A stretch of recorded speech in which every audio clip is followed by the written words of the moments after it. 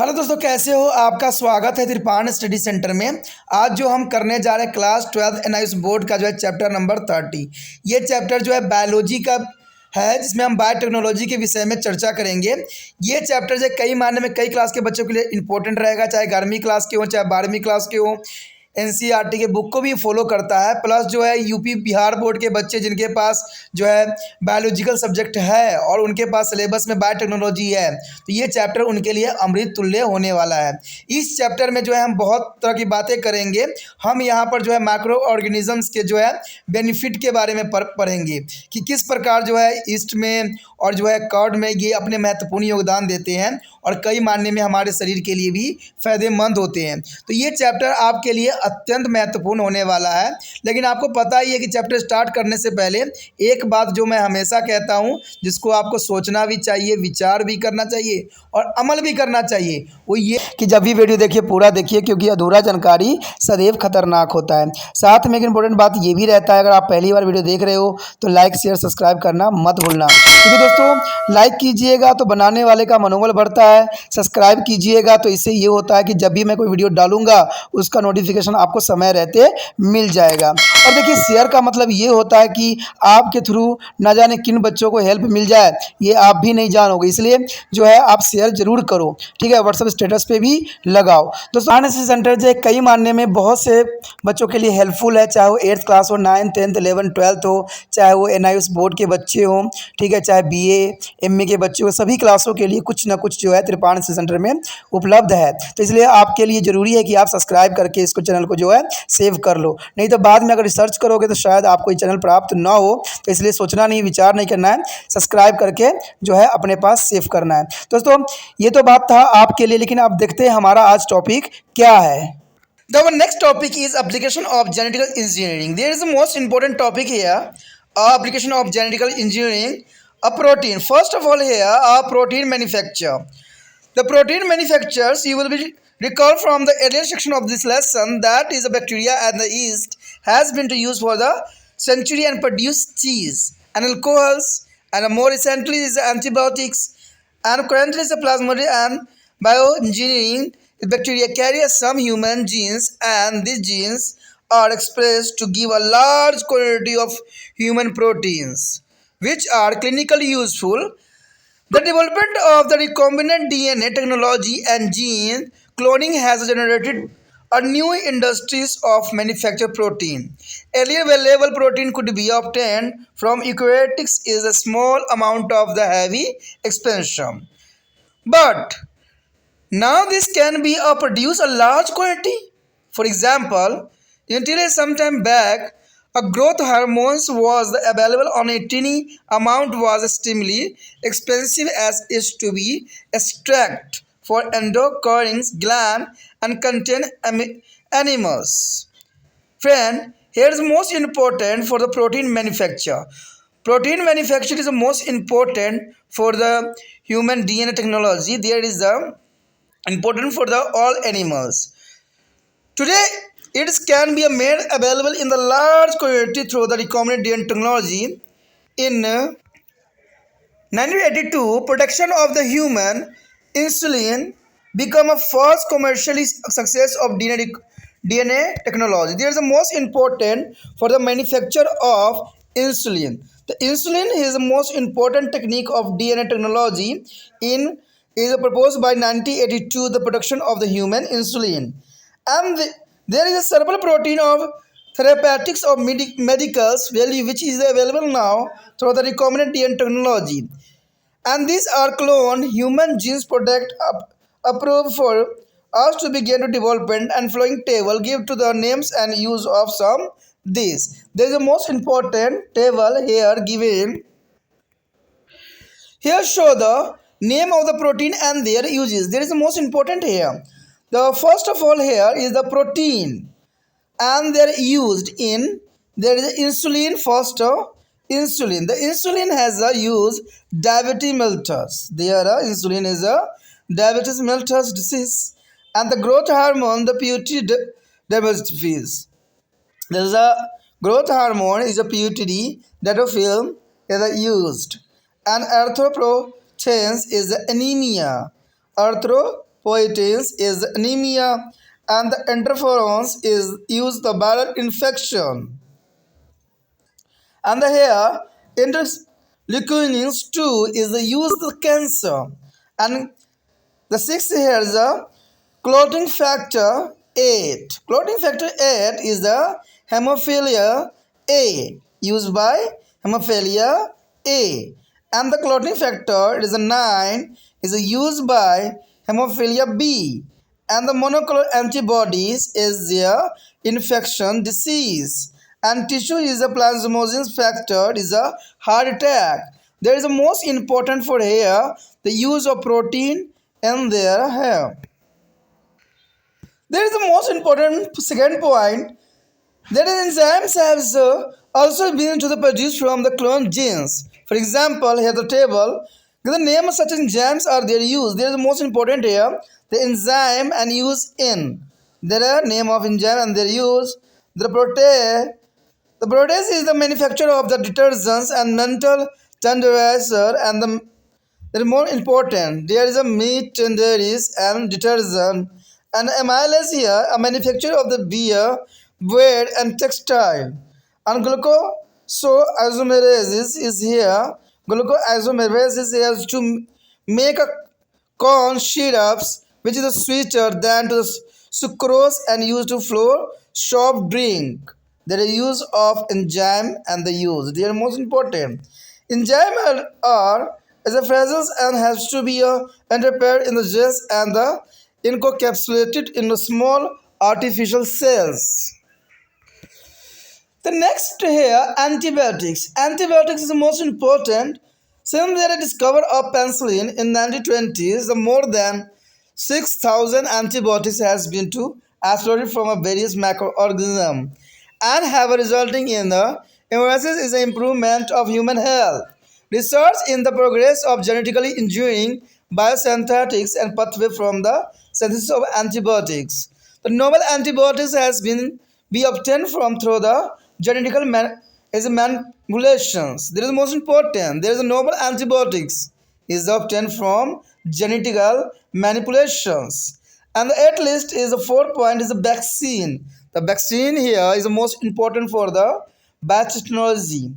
There is a bioengineering. The vaccines has been developed from the rabies and hepatitis B. There rabies and hepatitis B. A gene for a genetic protein is inserted into a plasmoid and bacteria containing a recombinant DNA then generate is a large quantity of protein. The protein is added to be a vaccine antibody immediately from against the antigen when vaccinated. तो यहाँ पर बात अगर हम करें कि आनुवांशिक अभियांत्रिक के अनुप्रयोग देखिए काफ़ी इम्पोर्टेंट है क्योंकि अगर हम आनुवांशिक अभियांत्रिकों के उपयोग के विषय में करें चर्चा तो ये कई मायने में इम्पोर्टेंट है कि क्लास को बच्चों के लिए भी है तो ये जानना आपको बहुत ही ज़रूरी है। यहाँ अनुप्रयोग लिखा हुआ है इसका मतलब ये मत समझिएगा कि ये बेनिफिशियल में नहीं है, बेनिफिशियल में आता है। अनुप्रयोग का मतलब ही होता है यूज़फुल, ठीक है। तो ये आपके पहला सा कन्फ्यूज़न आपको इस बात को दूर करना पड़ेगा कि अनुप्रयोग का मतलब होता है उपयोग, वहाँ एप्लीकेशन का मतलब अनुप्रयोग होता है, ठीक है। तो इसका बेनिफिट क्या आता है, सबसे पहले हम देखा जाए तो प्रोटीन के निर्माण। देखिए यहाँ पर बायोटेक्नोलॉजी ने बहुत ही इंपॉर्टेंट रोल अदा किया है, ठीक है, प्रोटीन के निर्माण में। कहते हैं इस अध्ययन में अगर हम बात करें तो हमने बहुत कुछ जाना है कि जीवाणु और खमीर शताब्दियों से जो है पनीर अल्कोहल आदि बनाने में प्रयोग किए जा रहे हैं और किए भी जा रहे हैं और कुछ जो समय पूर्व से जो है एंटीबायोटिक्स बनाने में भी इसका प्रयोग बहुत किया जा रहा है। वर्तमान में अगर देखा जाए तो जैव अभियांत्रिक जीवाणुओं में विद्वान में जो है प्लाज्मिड्स कुछ जो है मानव जीनों का वाहक है जो बड़ी मात्रा में जो है मानव प्रोटीन प्रदान भी करता है और ज़रूरी भी रहता है जो नैदानिक रूप से जो है महत्वपूर्ण है। कहते हैं पुण्य युग डीएनए जो है औद्योगिक जीन क्लोनिंग के विकास से प्रोटीन निर्माण के लिए नया जो उद्योग भी स्थापित किया गया। देखिए कहते हैं ना जीन क्लोनिंग जो बात आई वो काफ़ी यहाँ पर इम्पोर्टेंट साबित हुआ क्योंकि इससे जो था बायोटेक्नोलॉजी की और भी जो है रास्ता खुल गया। पहले उपयोगी जो है प्रोटीन जो है अम्ल मात्र व भारी कीमत में जो है यूकेरियोटिक्स के से प्राप्त किए जा सकते थे। यानी यूकेरियोटिक सेल से जो है इसको प्राप्त करना आसान था, लेकिन जब इसका उत्पादन बड़ी मात्रा में किया जाता है, जैसे उदाहरण के तौर पर कुछ समय पूर्व तक जो है बुद्धिकारी हार्मोन बहुत अल्प मात्रा में भारी कीमत पर प्राप्त होती थी, क्योंकि इसे जो है अंतस्वेदी ग्रंथि से निकाला जाता था। आज इसे जो है पुनर्योगन डीएनए जो है प्रौद्योगिकी द्वारा भारी मात्रा में उपलब्ध कराया जा सकता है। और कहते हैं 1982 में देखा जाए तो मानव इंसुलिन का निर्माण जो है पुनर्योगन डीएनए प्रौद्योगिकी की प्रथम व्यापारिक सफलता बनी। तो ये बातें काफ़ी इंपॉर्टेंट है। कहते हैं ना कि जो बायोटेक्नोलॉजी है उसने कई मायनों में इंसानों के जो है कार्य को बहुत आसान बना दिया। पहले अगर हम बुद्धि हार्मोन की बात करें तो जो ग्रोथ हार्मोन थी उन सबको बनाने में साइंटिस्टों को बहुत ही झंझटों का सामना करना पड़ा, और वो बहुत ही कम अमाउंट में बनाते थे, क्योंकि आपको पता ही है कि कोई भी अगर हम हार्मोन बनाते हैं तो हम किसी न किसी व्यक्ति के अंतस्वेदी ग्रंथि से ही उसको निकाल सकते हैं। तो ये बहुत बड़ी चैलेंज थी कि ऐसा कैसे संभव रहेगा, और ये बहुत काफ़ी कॉस्ट पे ही प्राप्त होती थी। लेकिन जैसे हमारा ये है यहाँ पर कहते हैं कि जीन क्लोनिंग्स हुई और जो बायोटेक्नोलॉजी ने अपना कदम बढ़ाया आगे, तो हमें बहुत कुछ जो है बहुत आसानी से मल्टीप्लिकेशन करके हमने इसको बहुत अधिक जो है निर्माण करवा लिया। अगर बात यहाँ किया जाए इंसुलिन की, तो इंसुलिन भी कुछ इन्हीं में से था। जो इंसुलिन पहले इतना आसानी से उपलब्ध नहीं था, लेकिन धीरे धीरे जो है बायोटेक्नोलॉजी ने अपना तरक्की करके इसका बहुत अच्छा उपयोग भी सिद्ध किया। अगर बात करें पुनर्योगन डीएनए औद्योगिक की सहायता से अब चिकित्सकारी महत्व कई प्रोटीन प्राप्त हुए हैं, और ये क्लोनित मानव जीन उत्पादन जो उपयोगी परिकल्पना के लिए हो सकता है। कहते हैं कि अगर देखा जाए तो जो हमारा ये प्रौद्योगिक है इसने बहुत से प्रोटीन निर्माण करने में अपना महत्वपूर्ण योगदान दिया है। जैसे कि आपको यहाँ टेबल भी दिखाया गया है प्रोटीन के नाम एवं उनके उपयोग। देखते हैं कि इसमें जो है प्रोटीन और उसका उपयोग कहाँ कहाँ हो रहा है और किस रूप में हो रहा है, तो ये जानना आपके लिए बहुत रोचक होने वाला है। यहाँ पर जो है प्रोटीन के नाम उनके जो है उपयोग, देखिए ये बड़े ध्यान से सुनने वाली बात है और जानने वाली बात है। इसको नोट भी कर लो तो आपके लिए फ़ायदेमंद रहेगा, क्योंकि ये बहुत ईजी है और बहुत इंपॉर्टेंट भी है। प्रोटीन के नाम था उनके उपयोग। देखिए प्रोटीन क्या है? इंसुलिन है। इंसुलिन का उपयोग कहाँ हो रहा है? मधुमेह की बीमारियों के लिए इसका उपयोग किया जा रहा है, डायबिटीज़ मेल्टेशन में यूज़ किया जा रहा है। अगर वृद्धि हार्मोन की बात करें तो प्यूबर्टी बौनापन को दूर करने के लिए इसका उपयोग किया जाता है, जो आज के समय में बहुत ज़रूरी भी है। अगर हम एरिथ्रोपोनाइटिन की बात करें तो ये एनीमिया नाम की बीमारी पे जो है अच्छा खासा इसका प्रभाव देखने को मिला है। इंटरफेरॉन जो होती है ये विषाणुओं का संक्रमण को रोकने के लिए उपयोग किया जाता है। अगर हम जो यूकेटिन 2 का इस्तेमाल जो किया गया है वो किया गया है कैंसर के लिए। तो कितना इम्पोर्टेंट बात यहाँ पर दर्शाया गया है। आगे देखते हैं क्या है। अब यहाँ पर जो है क्लॉटिंग फैक्टर, ठीक है, क्लॉटिंग फैक्टर। तो क्लॉटिंग फैक्टर जो है यहाँ पर 8 का इस्तेमाल जो हुआ है हीमोफीलिया ए की के लिए हुआ है, तो ये बहुत काफ़ी इंपॉर्टेंट है। अगर देखा जाए क्लॉटिंग फैक्टर 9 का तो हीमोफीलिया बी के लिए यूज़ किया गया है। मोनोक्लोनल प्रतिपिंड जो होती है दोस्तों ये संक्रमण रोगों के लिए किया जाता है। अगर उत्तक प्लाज्मोनोमोनल कारक को देखें तो ये हृदय घातों के लिए होता है, यानी हार्ट अटैक में जो है इसका काफ़ी अच्छा उपयोग भी देखने को मिला है।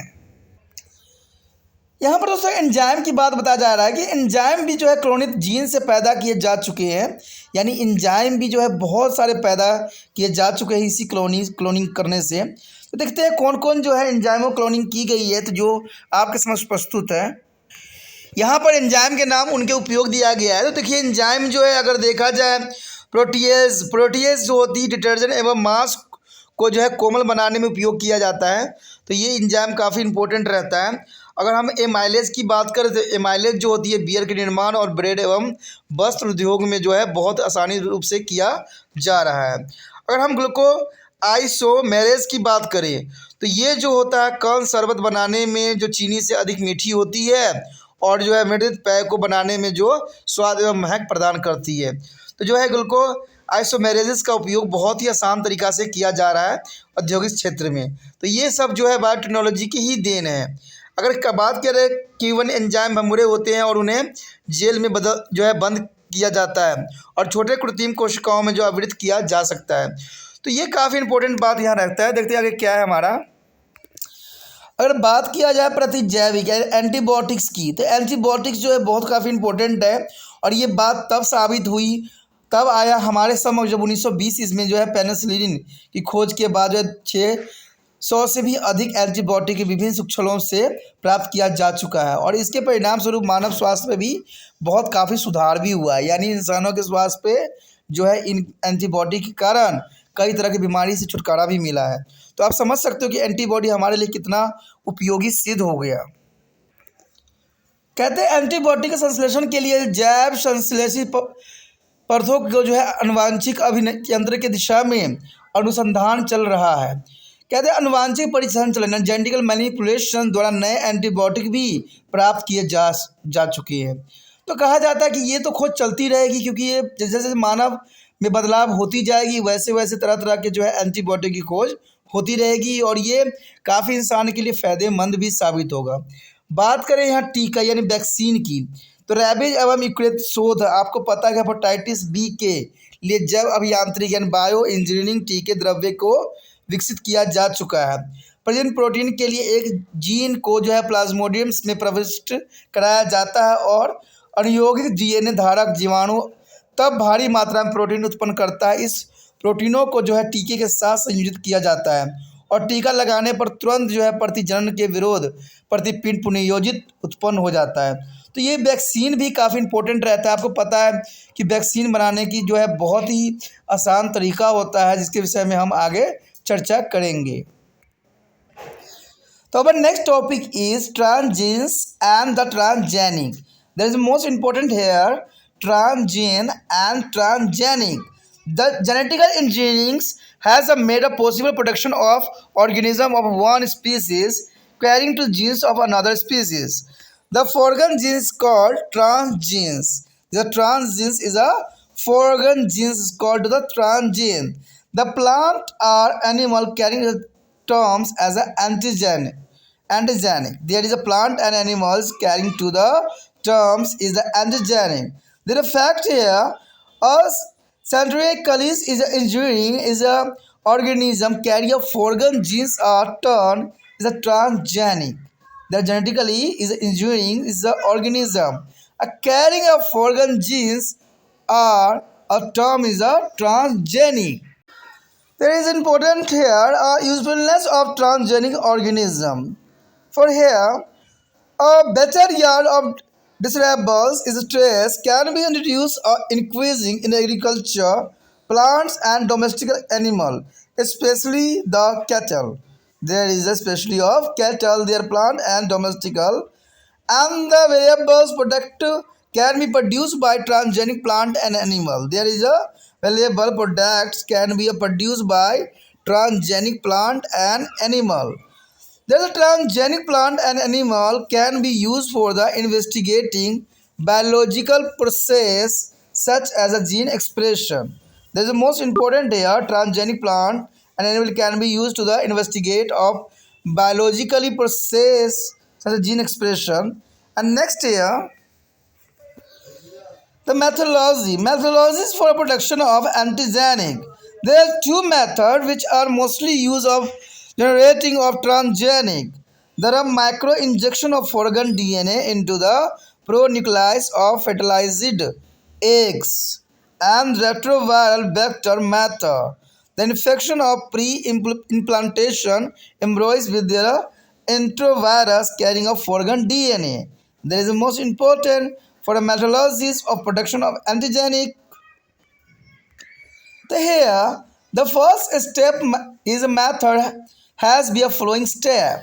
The first method has be flowing step. The first here, a collection of oocytes from to the animal killed in the slaughter and the house of surgically removed from to the female parents and in the vitro malnutritions of astrocytes and in the vitro fertilization with the male semen and the egg octocyte outside were to be centrifuged to the centrate yolk which is the normal cells prevent male pronucleus from the begin see under to the dissecting microscope and the macro injection of the input DNA into male pronucleus as a usually 100 to 1000 copy of the gene interest are injected and the in vitro development of embryos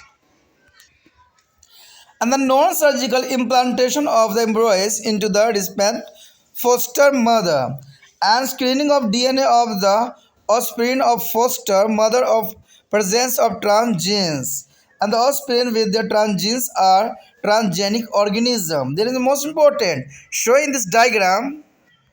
There is the most important the micro injection of input DNA into the male brown nucleus. There is the most important brown nucleus is the center and brown nucleus here. The glass micro injected here and needle DNA fertilized egg and the lice secretions and the holding peptides. There is the most important for the micro injection of input DNA into the male brown nucleus. There is the most important. In the second method is called the retroviral vector method. There is a retroviral vector method. The DNA required to be transferred into the female as induced through their enterovirus, which is infected to the cell on the earlier stage embryos before implantation into the expected female. There is the most important retroviral vector method. This is the most important. यहाँ पर अत्यंत महत्वपूर्ण बात आ गया है प्राजीन और पराजीनी. देखिए ट्रांसजेन and transgenic बहुत काफ़ी इंपॉर्टेंट है. ये कई बार एग्जाम में भी आया है. कहते हैं अगर देखा जाए अनुवांशिक अभियांत्रिकी की सहायता से दूसरी प्रजाति के जीन के वाहक प्रजातियों जीनों का जो है उत्पादन संभव हो गया. यानी दूसरे जो है जीव उसका संभावित उत्पादन करना ये भी बहुत इंपॉर्टेंट है. कहते हैं बाहरी जीन को जो है पराजीनी कहते हैं. जो बाहरी जीन होता है उसे पराजीनी कहते हैं, यानी पराजीनी. तो पराजीनी कहते हैं जो बाहरी से जीन हमें प्राप्त होती है. जो पादप एवं जंतु इसके वाहक होते हैं अर्थात जिनमें किसी दूसरे प्रजाति का जीन होता है उन्हें पराजीनी कहते हैं. कहते हैं अगर देखा जाए अभियांत्रिक जीन जीव जो कि बाहरी जीन के वाहक होते हैं उन्हें ट्रांसजेनिक अथवा पराजीनी भी कहा जाता है. तो ये काफ़ी इंपॉर्टेंट फैक्ट था कि अभियांत्रिक जीव जो कि बाहरी जीन को वाहक होते हैं यानी बाहरी जीन के वाहक होते हैं उन्हें ट्रांसजेनिक अथवा पराजीनी कहते हैं.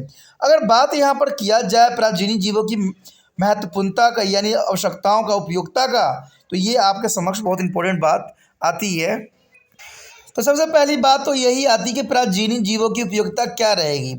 तो कहते हैं कृषि पादपों जैसे घरेलू पशुओं के विशेष रूप से मवेशियों में अधिक उपज के लिए वांछनीय विशेषताओं का समावेश किया जा सकता है. यानी देखिए इसका उपयोग करके जो है हम कृषि पादपों और घरेलू पशुओं के विशिष्ट रूपों से मवेशियों में अधिक उपजाऊ करने के लिए भी हम इसको अग्रसर कर सकते हैं.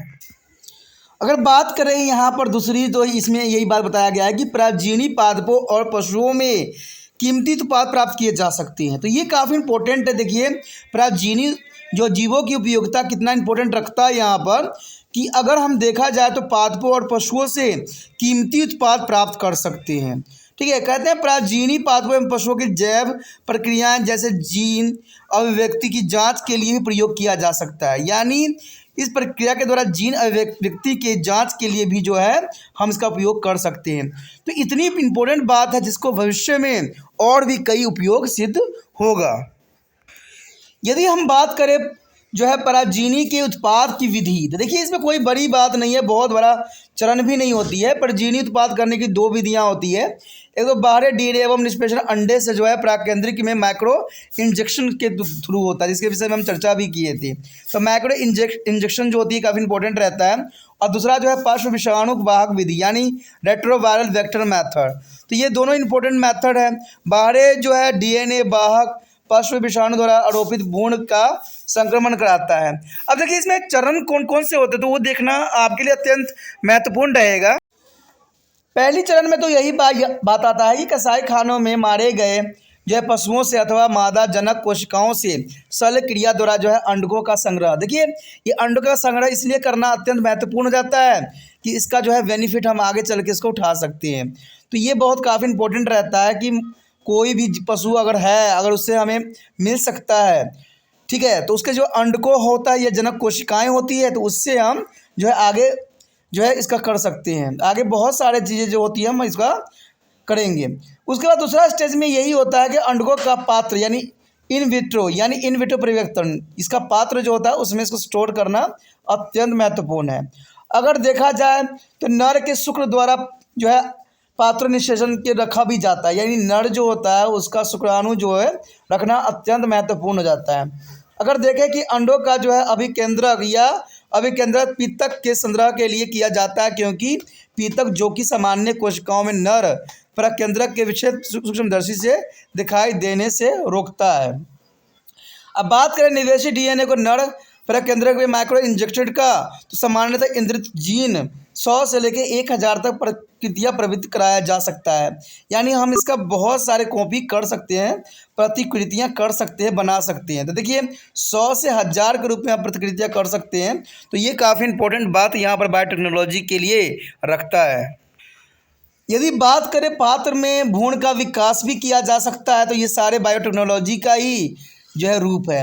एक भ्रूण का जो है अदाता छात्र माता यानी फोस्टर मदर में भी बिना चिकित्सक क्रिया के भी आरोपित किया जा सकता है, यानी कोई भी माता हो, फोस्टर मदर हो, तो जो शल्य क्रिया के द्वारा आरोपित करना ये बहुत ही आसान मेथड बन गया है। अगर करें धात्रेत्र माता की संतानी डीएनए के प्राजीनी की उपस्थिति के लिए जांच भी करवाया जा सकता है, और प्रजननी युक्त संतरीय प्राजीनी प्राणी भी बनते हैं। अब देखिए यहाँ पर एक डायग्राम भी प्रस्तुत है जिसमें बताया गया है, इसमें साफ शब्दों में बताया गया है कि नर जो है प्राकेंद्रक में निवेश डीएनए का माइक्रो इंजेक्टेड किया गया है। अगर आप यहाँ पर देखोगे तो क्लियर दिख रहा है कि यहाँ पर जो है सुइयों के थ्रू जो है इसके जो है निषेचन अंड को यहाँ पर स्थापित किया गया है डीएनए में, और ये प्राकेंद्रक होते हैं, और प्राकेंद्रक जो है मेल फीमेल को दर्शाया गया है, और का चूषण बनाया गया है और चिपटे का जो है पकड़ना इसमें बताया गया है। तो ये काफ़ी इंपॉर्टेंट यहाँ पर बात रखता है। इसी के साथ जो है दोस्तों हमारा टॉपिक आज खत्म हो रहा है, ठीक है। अगर आपको अच्छा लगा तो लाइक शेयर सब्सक्राइब जरूर कीजिए। अगर पहली बार अगर आप वीडियो देख रहे हो, पहली बार मेरे चैनल पे आए हो, तो सब्सक्राइब करना आपका फर्ज बन जाता है। सब्सक्राइब करने से ये होगा कि जो भी मैं आप क्लास के रिगार्डिंग कोई भी वीडियो डालूंगा उसका नोटिफिकेशन जो है समय समय पर आपको प्राप्त होता रहेगा। अगर सब्सक्राइब नहीं कीजिएगा, अगर आप दोबारा से त्रिपाण सेंटर पर आने की कोशिश कीजिएगा, तो वहाँ पर आप त्रिपाण लिखिएगा तो जो है वो त्रिपस कर देगा, ठीक है। जो आप गूगल पर सर्च करेंगे त्रिपस कर देगा, जिससे वजह से आप जो है मेरे वीडियो का जो है फायदा नहीं उठा पाओगे। तो सोचिए मत, विचार मत कीजिए, सब्सक्राइब कीजिए। आप सोचते होइएगा कि मेरे जो एग्जाम खत्म हो जाने के मेरा क्या जरूरत है त्रिपाण श्री सेंटर से, ठीक है, तो इसलिए सब्सक्राइब नहीं करने का सोचिएगा। लेकिन दोस्तों ऐसा नहीं है, त्रिपाण श्री सेंटर जो है बहुत हेल्पफुल है। क्योंकि ये जो है आपके 8th class 9th 10th 11th 12th जो आर्ट्स के सब्जेक्ट को कवर करता ही है, प्लस जो है ये NIC बोर्ड के जो है 10th प्लस 2 को भी कवर करता है। साथ में BA जो है फर्स्ट ईयर से लेकर 6 सेमेस्टर तक बच्चों के लिए ये अग्रसर रहेगा आर्ट्स सब्जेक्ट में। तो सोचिए नहीं, विचार नहीं कीजिए, काफ़ी जो है त्रिपाण श्री सेंटर का फायदा ही फायदा है, ठीक है। अगर आप मुझे प्रोत्साहित करोगे तो आपके लिए मैं तरह तरह के वीडियो बनाऊंगा जो आपको फायदा पहुंचाएगा। एग्जाम के तौर पे मैं आपको जो है पेपर भी आपको सोल्यूशन करके दिखाऊंगा जो आपके लिए फायदेमंद रहेगा। अगर नहीं सब्सक्राइब कीजिएगा, मेरा मनोबल घटेगा, तो हो सकता है कि आपको फिर दोबारा मैं ना वीडियो बनाऊं और आपको फायदा ना पहुंचाऊं।